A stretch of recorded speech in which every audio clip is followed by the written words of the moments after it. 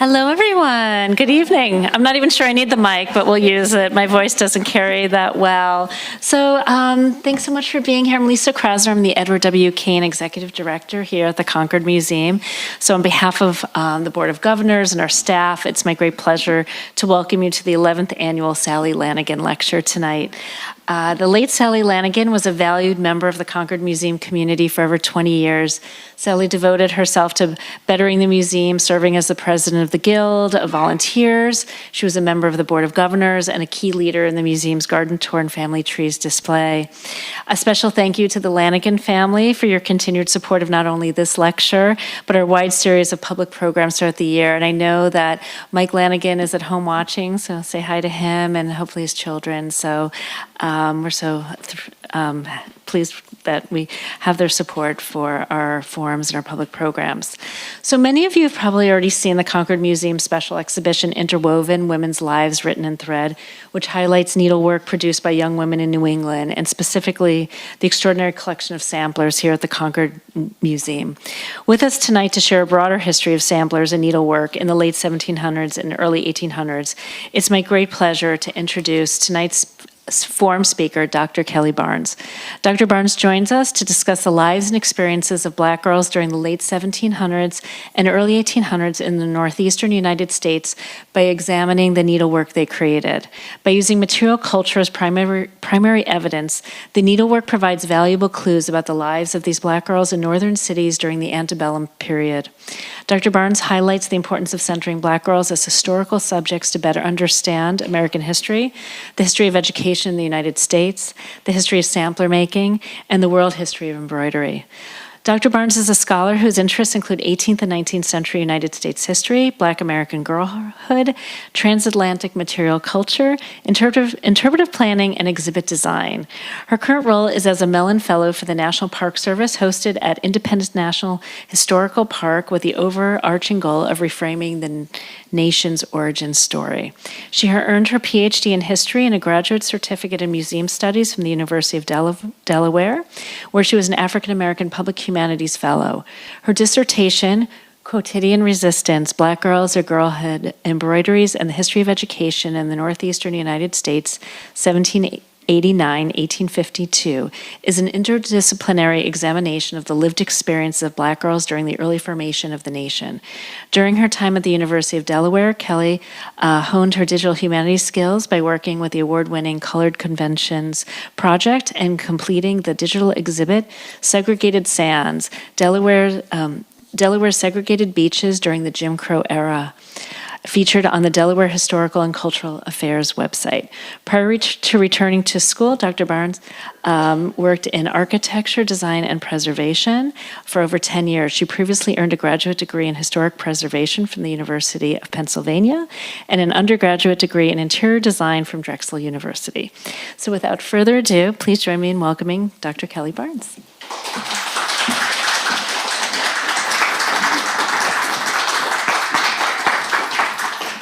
Thank you, everyone, and thank you for the opportunity to be here tonight so that I could share all that I have learned and thought about in writing my dissertation, centering on a handful of Black American girls living in the 18th and 19th centuries in the U.S. and the needlework that they created.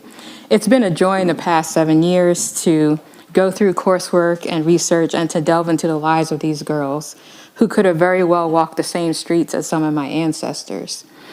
And before I dive in, I would like to say that I am a person who stutters, so I also thank you for your time and your patience as I talk with you this evening.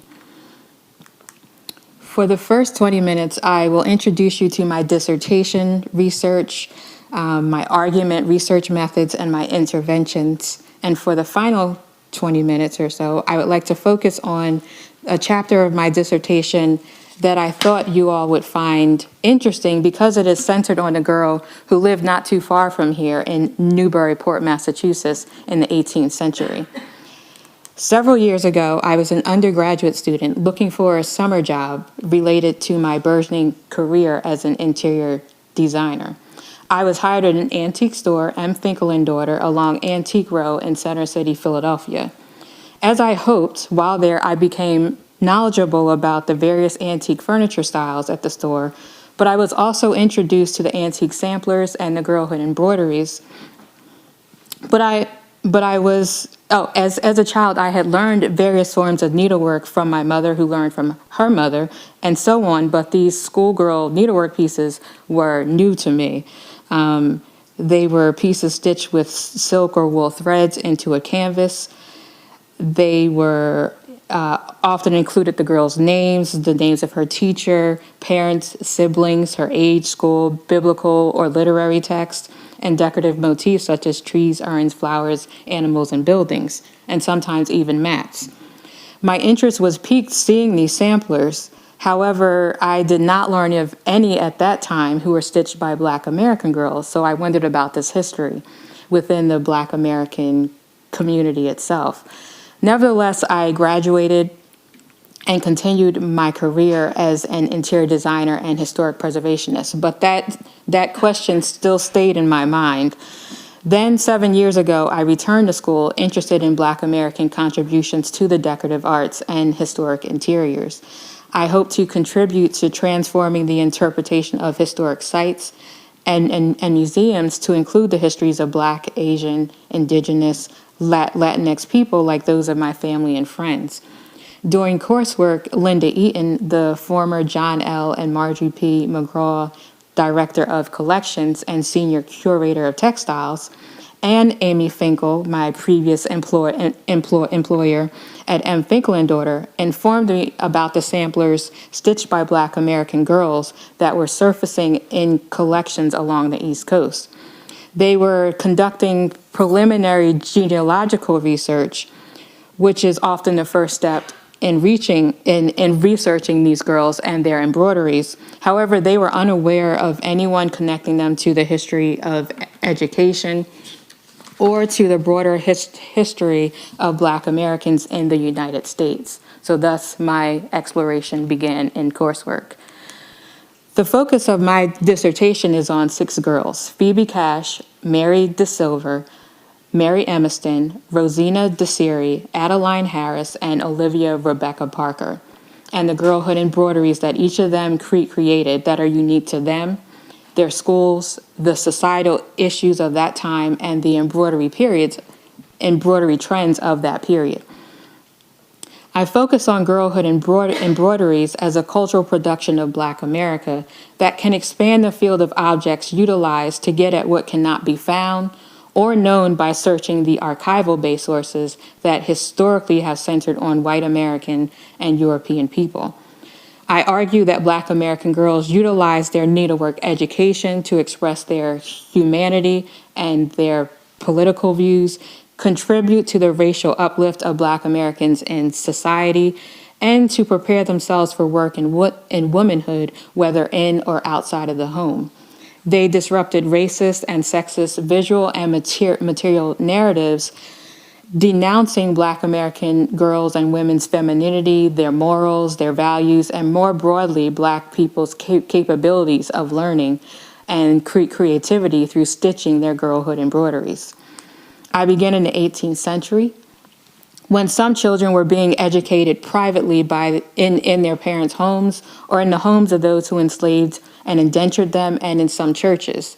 At the time, Black American people across the northeastern United States began to transition from enslavement to various forms of freedom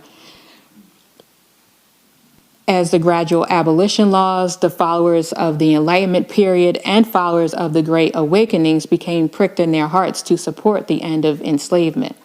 I begin with Phoebe Cash, who, quote, belonged to Mrs. Sarah Kent Atkins, unquote, when she stitched and dated her girlhood embroidery in 1789. It is not clear if she was enslaved or indentured to Atkins in Newburyport, Massachusetts. By the turn of the century and into the 19th century, I examined the needlework education of girls and thus illuminate the connections between Anglican and Quakers in New York, Philadelphia, and England as they established schools for Black American children and for Quaker children. In 1793, Mary DeSilver was a free Black girl who received a basic education in reading, writing, arithmetic, needlework, and religious instruction at the Associates of Dr. Bray's Negro School in Philadelphia when she stitched and dated her needlework. The Associates of Dr. Bray was a London-based organization connected with the Church of England. Mary Emerson and Rosina Desiri received their educations from the New York Manumission Society's African Free School when they stitched and dated their samplers in 1803 and 1820, respectively. Then in 1830, Adeline Harris was educated at the Pennsylvania Abolition Society's Clarkson School in Philadelphia when she stitched and dated her sampler.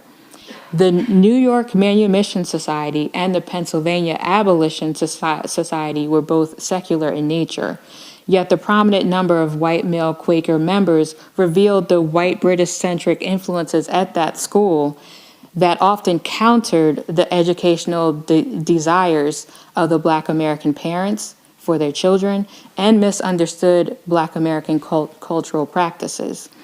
In the end, I end with Olivia Rebecca Parker, who in 1852 was attending the first segregated public school for Black children in Philadelphia, the Lombard Street School, when she stitched and dated her needlework.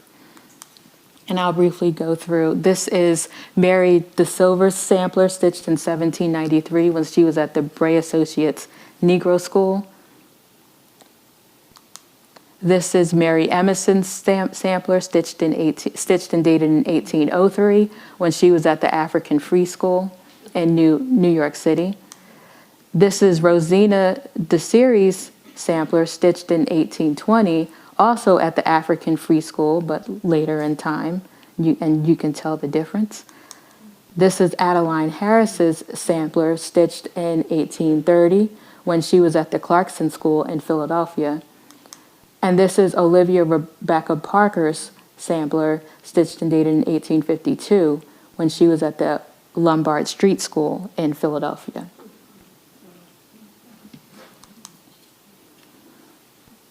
In addition to the historical methods that I list here, I utilized two other fields to get at the lives of these 6 Black girls, their girlhood embroideries, and other Black girl creatives of the time. The theories and methodologies of Black feminists and womanist scholars such as Alice Walker and Jean Yellen Fagan were employed. They both suggest centering women and turning to what women made with her hands to learn more about her. However, I turned to school-age girls. As several scholars such as Sadia Hartman, Marissa Fuentes, and Jennifer Morgan have done in their work, I read through the archive, which has traditionally focused on the lives of white American and European people, and noted the glimpses, the silences, and what is not being documented on Black American people, especially girls, and also their communities during those time periods. Furthermore, I then employed Hartman's creative semi-nonfiction technique of critical fabulation, she calls it, in my analysis to consider what may have been happening in the lives of these Black girls and those of their family members when we have very little other evidence. In analyzing girlhood embroideries, I turn to these theories and methodologies also of material and visual culture scholars such as Bill Brown, Robin Bernstein, and Jasmine Nicole Cobb. Brown states that by examining the object itself, it asserts itself on the subject's consciousness. Power shifts from the subject to the object, to the thing. He calls this examination thing theory. Bernstein took this a step further and created the theory of an object as a scriptive thing, or something that prompts meaningful behavior in children. She explains how objects can arrange and propel bodies in recognizable ways. Cobb analyzes not only the object, but also the place in which the object sees and is seen. Her Black feminist visual theory disrupts the traditional understanding of Blackness as only an object that is first seen before it becoming a subject that looks at others. She examines objects and printed materials to understand how white and black people engage with black freedom before and in preparation for emancipation. In my analysis, a girlhood embroidery is a quotidian object that becomes the descriptive thing that prompts not only the girl herself, but later the people who view her needlework. This viewing takes place in her home, at school, as well as within the home of the person to whom the needlework is given to, who purchased it, or the home of the black girl's descendant if it is passed down in her family, which has happened. And in the contemporary moment as well, this viewing could be from us, as it hangs on the wall of a private collector's home or the wall of a museum institution. This research and analysis is broken down into 6 chapters of my dissertation, which are arranged chronologically based on when the girls stitched and dated their needlework.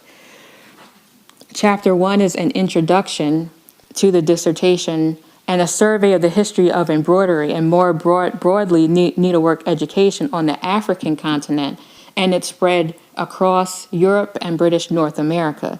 I begin with this history of knowledge to highlight that African people, particularly those of West Africa, arrived in the Americas with needlework knowledge that was shared among people, utilized in their work, and passed down from generation to generation in what became the United States of America. This history or acknowledgement is absent from scholarship on girlhood embroideries in the United States. I also give a brief overview of the influence of Islam on the education of children on the African continent from its inception in the 6th century, that influence in Europe, and the introduction of education for girls in British North America. Education in British North America was promoted under the guise of Republican motherhood, an ideology that formed during the American Revolutionary War that was meant to allow specifically white women a political voice within their homes and designated schools. However, just as Black American people did with other ideologies of the Revolutionary period, Black girls and women also incorporated Republican motherhood into their lives. Chapter 2 explores the life and needlework of Phoebe Cash in Newburyport, Massachusetts. Phoebe lived in a state of dispossession, a term I utilize as scholar Marissa Fuentes has done in her text, Dispossessed Lives, to explain Phoebe's lack of power over her life as an enslaved or indentured servant. She lived in a New England society dominated by an upper class and a growing middle class of white European Americans that cultivated a culture of dependency on Black American residents. This chapter is based on what cannot be seen or touched, since Phoebe's sampler is only known for its description in the book American Sampler. Nor could I find Phoebe or a Black American Cash family within the archives. I think through what it may have been like for Phoebe to live and work within the Atkins household, as well as to imagine what her sampler may have looked like.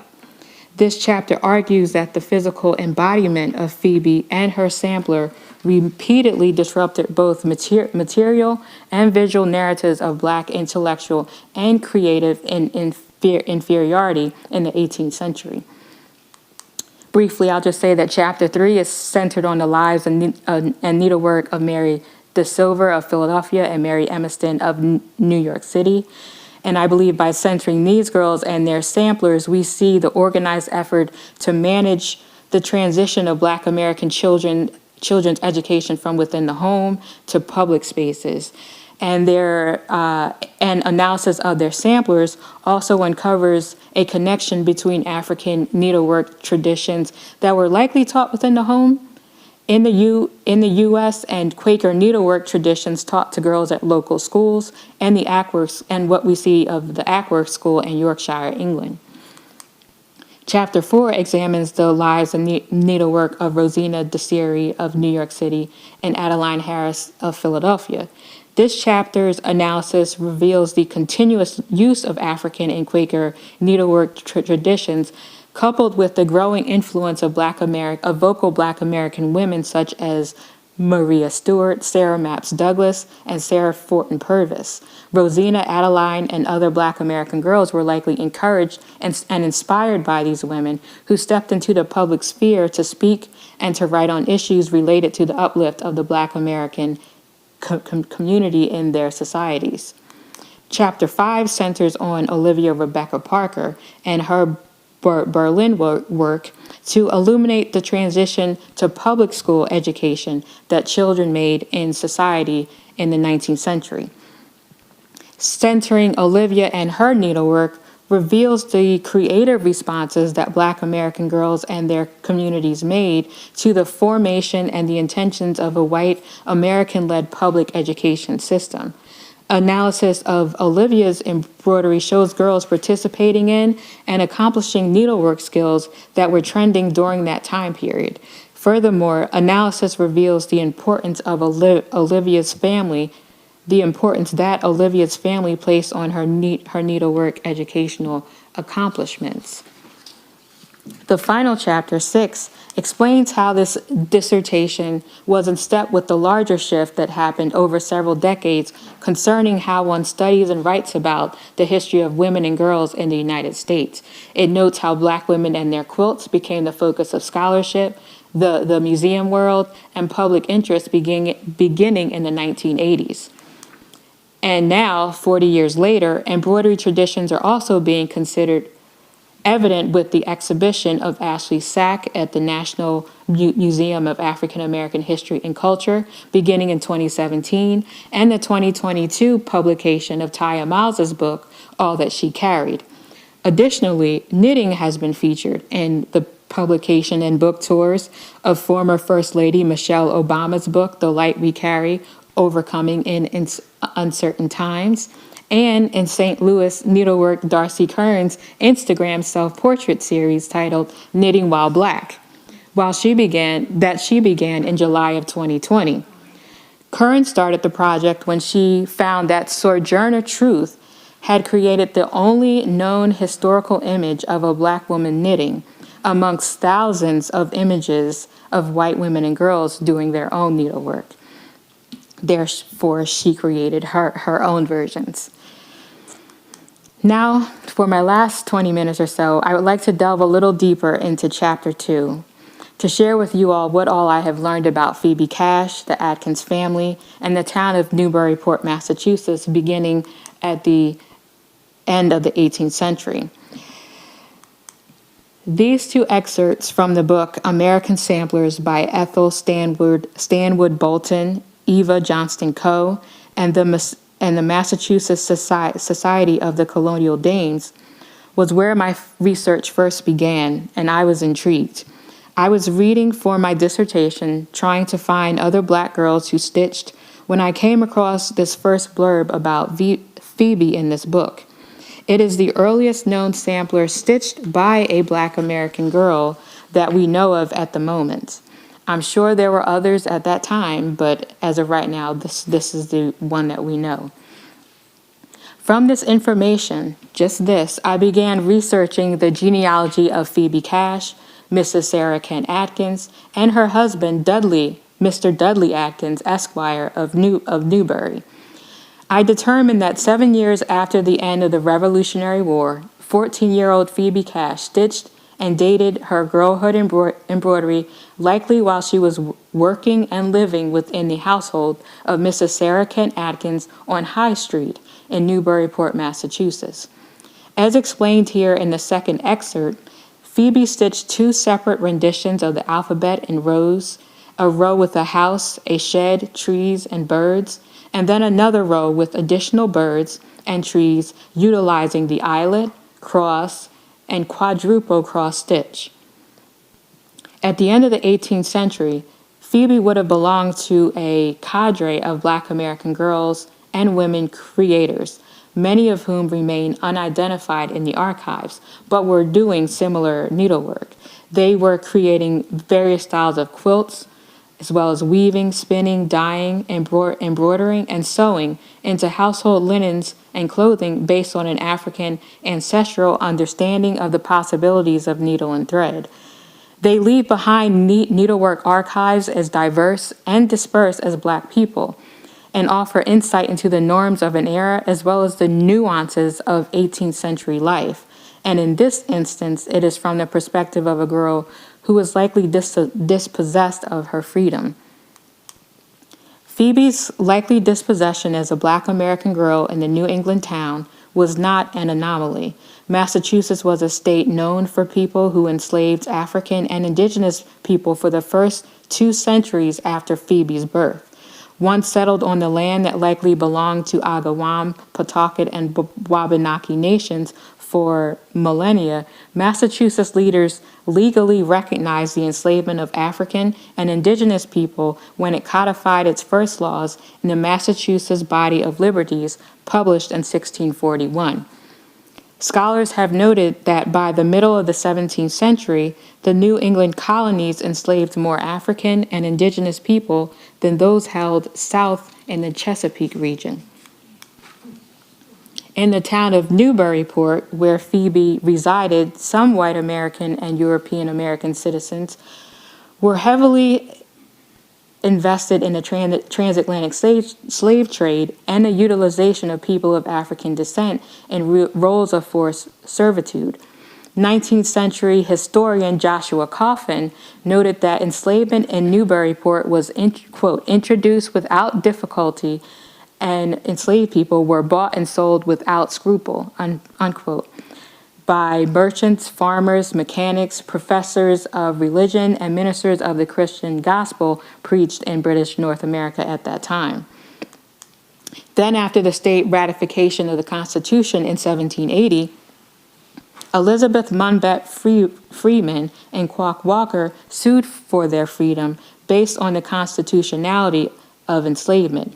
Even though both of them won their freedom and enslavement was declared unconstitutional by Judge Cushing of the Supreme Judicial Court for the state of Massachusetts in the Walker's case of 1783, enslavement continued into the 1800s.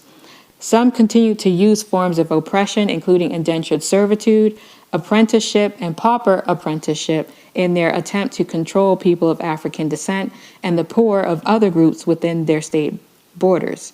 They saw the acquisition and presence of Black people in subservient roles within their household as social and economic rights, exemplifying their status as prosperous in society. Some also saw it as their duty as civilized and religious individuals to manage the lives of people of African descent, especially those who had been formerly enslaved by them within their households. Black children were especially targeted in Massachusetts' system of oppression. Historian Crystal Lynn Webster observes how, after gradual abolition in the northern states, many Black children were relegated to the social status of dependency through terms of indentured servitude, which was sometimes to their former enslavers. Since I was unable to find Phoebe or her family within the archival records, I wondered if the Atkins family may have been Phoebe's enslaver or continued her status of indentured servitude after the legal abolishment of enslavement in 1783. I wondered if Phoebe may have been born on the African continent, captured, stolen, and brought to the wharves of Newburyport, Massachusetts as a young child to be enslaved. There are several historical narratives of Black children stolen from their parents and homelands in African countries, taken aboard ships, and brought to various European countries and American colonies in the 18th century. One well-known little girl who met such a fate right here in Massachusetts that I'm sure you all know is Phyllis Wheatley, who was captured at the age of 7 in her home of Senegambia and landed in Boston to be enslaved by the Wheatley family. Regardless of how she came to Newburyport, Phoebe would have straddled distinct communities of the town for which she had to learn to understand and to navigate. A white European American, a Black American, and also African societal norms, customs, and cultural traditions of the 18th century. Within the Atkins household, Phoebe likely assisted with household duties, including cleaning, cooking, tending to the garden, and needlework projects. As a child servant with needlework knowledge, she likely helped with the many sewing projects for the household, consisting of Sarah Kent Atkins, Rebecca and Dudley, her 2 children, and Lucy and Sarah, her 2 grandchildren. Phoebe would have also had to tend to her own clothing and bed linens, in addition to those of other servants in the house. Mrs. Atkins was known by her grandchildren and family friends for her love of education and needlework. Therefore, the evidence of Phoebe's girlhood embroidery hints at the possibility that Phoebe was also educated and allowed to express her creativity and talents with needle and thread. Phoebe would have been among a group of girls who were taught and trained to be skilled needleworkers in the United States. For instance, textile historian Gladys Marie Fry located several newspaper advertisements in which an enslaver was offering to sell a black girl needleworker, including the sale of a 12-year-old girl who, quote, was handy with a needle and had been trained as a Mantua loose gown maker, unquote. Or the ad pictured here announcing the sale of a girl about 13 years old who can, quote, use her needle well and do housework, unquote. Phoebe may have been sought out and entered the Atkins household with the same skills. She may have also been taught to become a proficient needleworker within the home so that she would be valuable as a domestic servant with the experience should Atkins need to transfer her indenture. These could have also been skills that Phoebe sought herself to realize independence and financial security for the future. Besides European forms of needlework, Phoebe would have also been exposed to other British cultural traditions, including literature. Atkins enjoyed reading, quote, biographical works, good sermons, treatises of good morality, and entertaining fiction, having an extensive library, unquote. Her library likely included books on etiquette for children, young ladies, and young men, as they were published profusely in New England and were quite popular among the growing middle class, looking to adopt the ways of the aristocratic class of England and the United States during the 18th century. Once Phoebe learned to read English, the books of etiquette and Sarah's guidance would have been very informative to her serving the many guests invited to the Atkins home. One of those guests at the Atkins home in the 1790s would have been John Quincy Adams. The household was a place of refuge for John Quincy during the 2 years he lived and worked in Newburyport, as he shared in his diary from the period. John Quincy and Atkins' son, Dudley, were Harvard Law School classmates who often visited one another. Adams came to enjoy the company of Dudley's mother and sister, as well as his many visits to the home. Adams noted Miss Atkins was, quote, a very sensible and agreeable old lady whose conversation unites the vivacity of youth with the sound judgment of experienced age, unquote. In addition to working within the house on High Street, Phoebe may have also assisted and learned a great deal from being at the Atkins store. Sarah maintained a soap, candle making, and potash store on State Street in the town for financial security. Phoebe would have been introduced to many white and black, free, indentured, and enslaved individuals of Newburyport and beyond working in the store. State Street was one of the main thoroughfares in the town and was connected to the wharves of the Merrimack River. This societal exposure would have expanded Phoebe's connection to various people of Newburyport and her understanding of the town's connection to the rest of the world through the ships arriving from the African coast, the islands of the Caribbean, and European nations due to transatlantic trading. While living within the Atkins household, Phoebe was likely connected to the free Black American community of Newburyport, nestled in a section of the town known locally as Guinea Village, which you see pictured here. The 1780 census record for the town included 5 black men and 1 black woman. The one woman on the list is not referred to by her given name, but instead as Widow Hendrick, wife of Caesar, as was ordinary for the time. This unnamed woman, listed as living in the southern area of Newburyport, Massachusetts, with 4 children, 1 boy and 3 girls, owned a shop. She appears to be the single black female shop owner in Newburyport around the time of the 1780 census.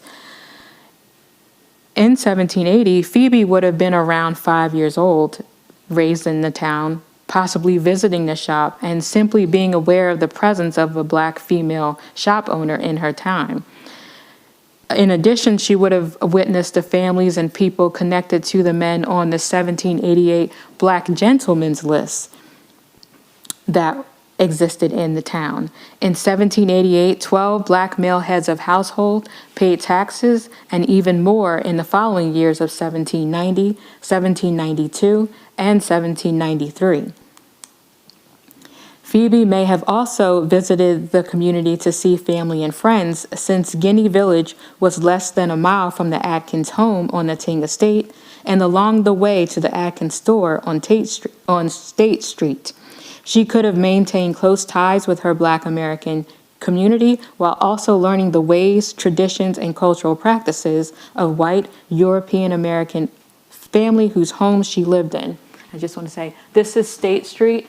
And their home, their shop was a part of the fire in 1811 that was destroyed. So I'm thinking it was around the beginning of State Street, closer to the wharves. This is Guinea Village here, and then the Ting Estate is up there.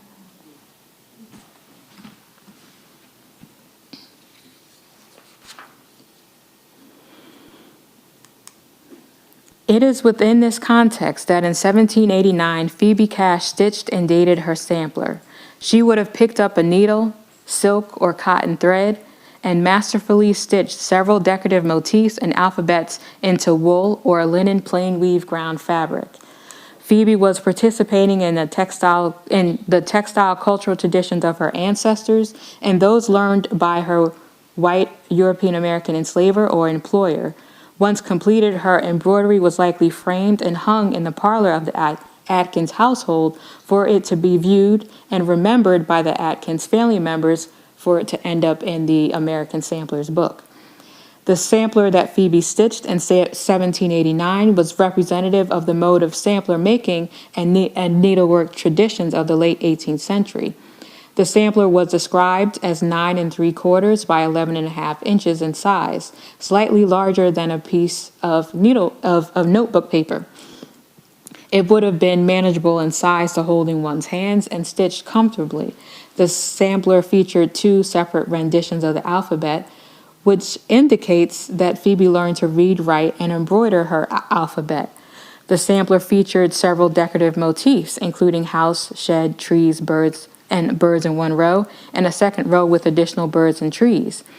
These decorative motifs could have been an amalgamation of African, Black American, and European understandings and fondness for nature on Phoebe's sampler. This would be a form of creolization, also found by scholars in the creative production of quilting, storytelling, and writing in the United States. Just as African and Black American females stitch natural elements familiar to their surroundings and beliefs into the quilts that they made, the house and shed may have been replicas of the Atkins house familiar to Phoebe. The trees and birds may have been seen around Newburyport, Massachusetts, birds such as blackbirds, woodpeckers, jays' heads, and moorhens, or they could have been ones that she saw or was told about from her African ancestral homeland. Bird imagery was related to the deity Osanyan, Yoruba's god of herbal medicine. Phoebe may have remembered the bird imagery from her youth, connected with the deity through living in a house with a garden and incorporating herbal medicine into her daily life. Since so little is known about Phoebe's embroidery's physical appearance beyond a short description, examining other samplers stitched by white American girls from the same era reveals possible similarities. 2 white American girls living in the North during the same period were Elizabeth Holland, who stitched her sampler in 1789, and Sarah Ann Camp, who stitched her sampler in 1787. They are the closest known samplers that I could find of the time period, and in detail to what we know about Phoebe's sampler. Their sampler features elements Phoebe would have known to have included in hers. Holland's sampler included 3 rows of the alphabet across the top, a central building, birds, and flowers, whereas Camp's is slightly larger in size, featured 2 rows of the alphabet, numerals, a house and a shed, trees, and a lawn. Holland and Camp samplers are stylistically slightly different from one another in that Holland's sampler is dominated by decorative motifs evenly placed across the canvas, reminiscent of English samplers. In contrast, Camp's sampler is dominated by large text with an architectural scene spanning the bottom portion of the canvas. Given the number of decorative motifs on Phoebe's sampler stylistically, it likely favored Holland's sampler more so than Camp's, but I use these two for comparison's sake. The decorative elements of Phoebe's sampler revealed that it was not her first attempt at creating a sampler as well. Initially, a marking sampler is typically created in silk on linen canvas featuring the alphabet in upper and lower case, Arabic numerals from 1 through 10, their name, date, and sometimes decorative stitching. This would allow a girl to become skilled at stitching in addition to learning her alphabet and numbers. This level of needlework allowed girls to mark household linens and personal items. After mastering her marking sampler, a girl would then learn to stitch more complex embroideries and silk or chenille onto linen canvas featuring decorative motifs such as flowers, urns, birds, literary, and biblical verses. This appears to be the stage of Phoebe's sampler. Phoebe stitched decorative needlework and negated the pseudo-scientific beliefs during the era that black bodies were inferior and incapable of rational thoughts or understanding of beauty. Therefore, it was believed by some that a black girl could not be creative, intelligent, or feminine. Yet Phoebe's sampler expressed her creativity and imagination as a 14-year-old girl living in the late 18th century in a developing nation. The sampler was an example of Phoebe's quotidian act of resistance to republicanism, race, and femininity ideologies.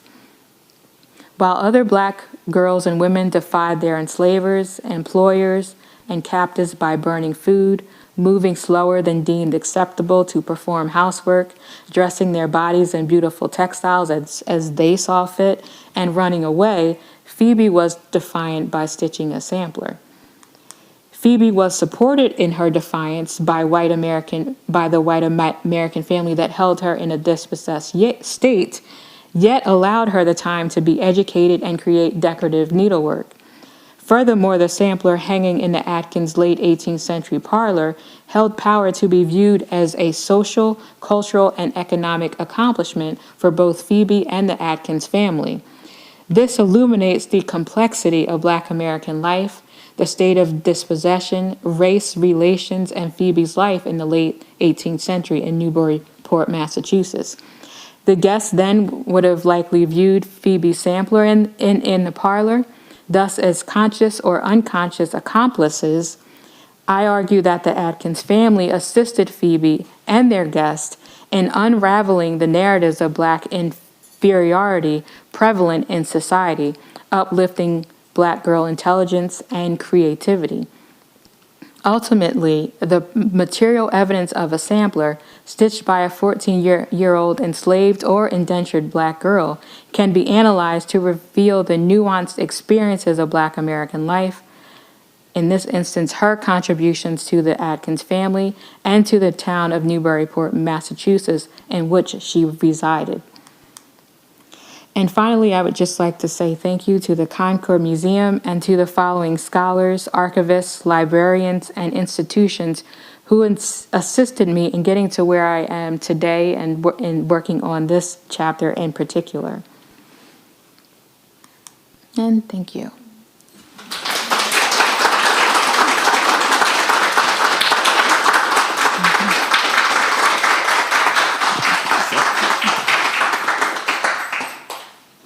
Did anyone have questions? Yes. I learned a lot, so thank you for that. Mm-hmm. I was struck by the fact that with Phoebe Cash, you said that she was allowed a certain amount of creativity, that she could bring in elements from the West African tradition as well as what she was learning in Newburyport. And I'm wondering if over time, as the girls moved into more formal educational structures, whether they were given less freedom to be creative and therefore a lot of the African elements dropped out. In my other chapters on Mary Emerson, Mary De Silver, I do still see possible elements of African needlework traditions, in that the stitches that they use may have been similar to the embroidery stitches, especially of African Yoruba Islamic robes. Robes of honor are one textile that I look at. I continue to see similarities, but of course we don't know for sure. But I could definitely see where there could be possibilities where that knowledge continued, and they may have still had the opportunity, even though they may have been taught in school and taught by a teacher that said, take this pattern and copy it, they still would have had that possible knowledge from at home that they could have incorporated into their needlework. Yeah.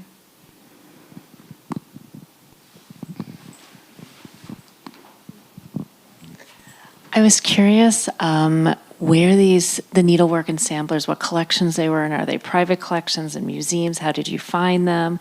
Because I know as you stumbled through this, you said you had only seen samplers from young white women, and I'm wondering, how did these appear?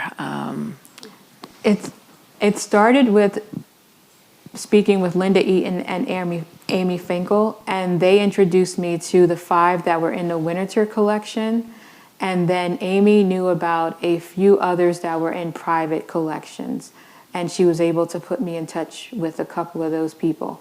And then the others I just found from reading, like for instance, finding Phoebe in that book, or putting the call out on social media that I was looking, and my prep professors knew. So different people would tell me about samplers that they found. And in the end, I decided for my dissertation, since I could not study them all, that I would include a list of them in my dissertation. So there is a list now I found and have listed, I think it's up to 33 now. And I was talking to Lynn Anderson of the Sampler Consortium. I was telling David that she has found at least two more also stitched in Philadelphia at the Lombard Street School by 2 girls who appear to be sisters, who she will be writing about more soon as well. So the list is growing now that people know. Yes. Around the age, would most of the girls make these? I was just wondering, you said that Phoebe was around 14, but I was wondering if you found any that said that maybe they were younger. Yes. Mary De Silver, who stitched hers in 1789, was 8. So I believe she's the youngest on my list. It's basically between 8 and 18, 19. Yeah.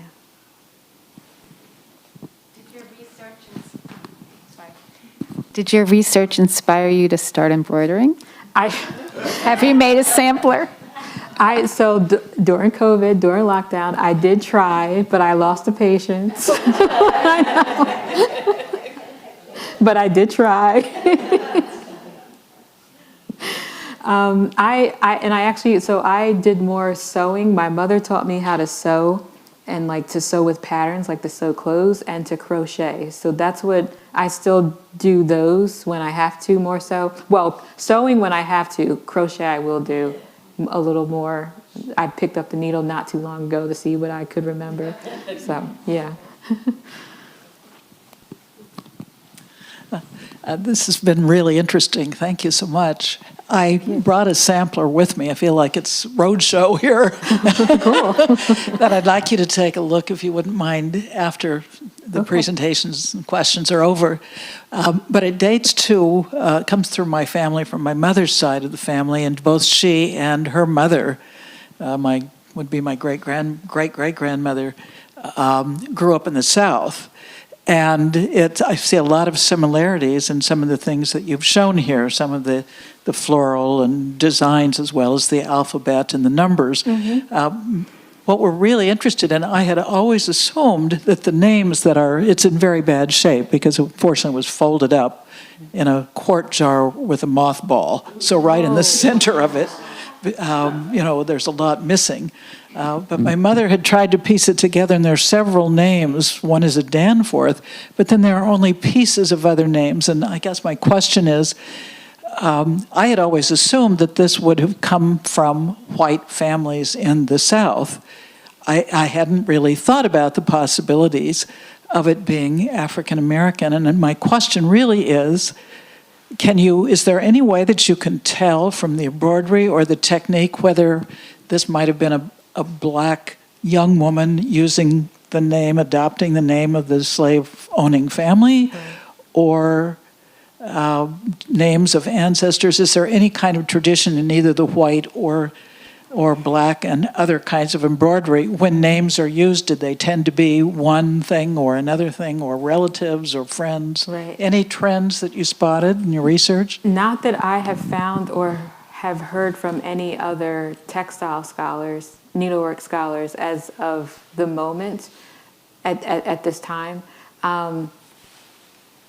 The only way we found more information is if someone does if the sampler does not say like Negro school or African free school, or include the teacher, and you know that was a teacher stitching at a African free school or a school for black children, we usually we don't know until you actually do the genealogy for that person.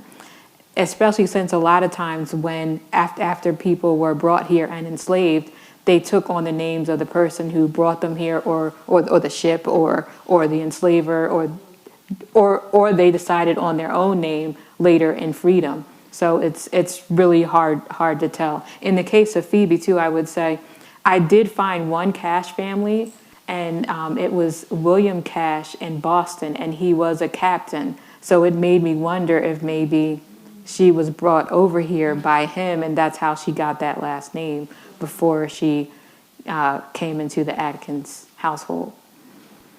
I'd like to, for the book, because I would like to turn this into a book, I would like to dig into that a little bit more to see what I can find. So yeah, you never know until you start digging.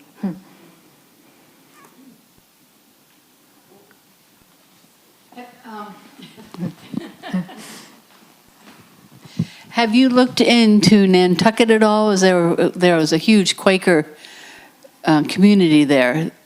So I think that a lot of blacks were allowed a lot of freedom in the 1700s and 1800s. It's a shame. I have my book here. I want to say there might be one. I'd have to look. There might be one. Or the vineyard too, yeah. Yeah. There might be one, but in general, most of these are from New York City. Most of the ones that I found are there's a handful from Connecticut, from New York City, from Philadelphia, and then from Baltimore, from the Oblate Sisters of Providence School in Baltimore. Interesting.